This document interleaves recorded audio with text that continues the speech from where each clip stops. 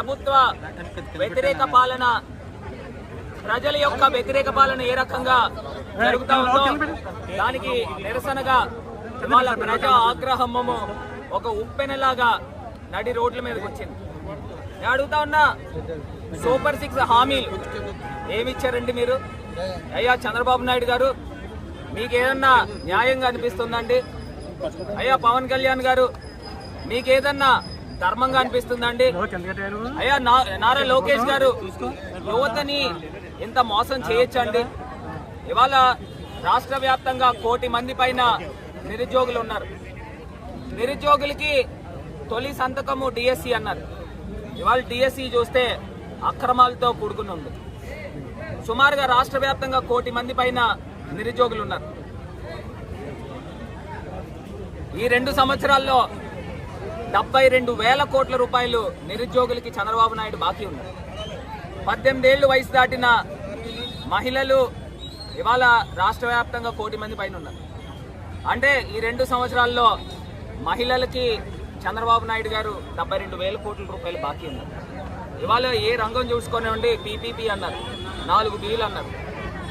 అచ్చెన్నాయుడు అంటాడు 4 Pలు ఇవ్వాలంటే రాష్ట్రాన్ని అమ్ముకు తినాలని. నేను అడుగుతున్నా, ఇది ఎక్కడ న్యాయం అండి? ఇది ఎక్కడ ధర్మము?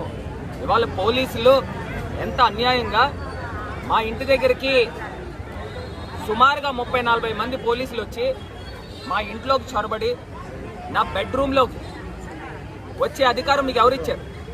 నా బెడ్రూమ్లో, నా ప్రైవేట్ బెడ్రూమ్లో వచ్చి తనిఖీలు చేశారండి. మేమేమన్నా టెర్రరిస్టులమా? ఇవాళ ప్రజలకి గొంతుకై మేము కలుపుతా ఉంటే we are the voice of voiceless. ఇవాళ పోలీసులు హైకోర్టుకి ఈడుస్తాం.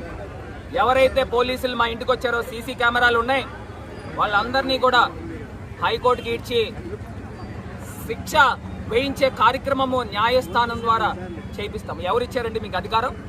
ఏ తమాషా కింద ఉందా? మా ఇంటి బెడ్రూమ్లోకి రావాల్సిన అవసరం ఏంటండి?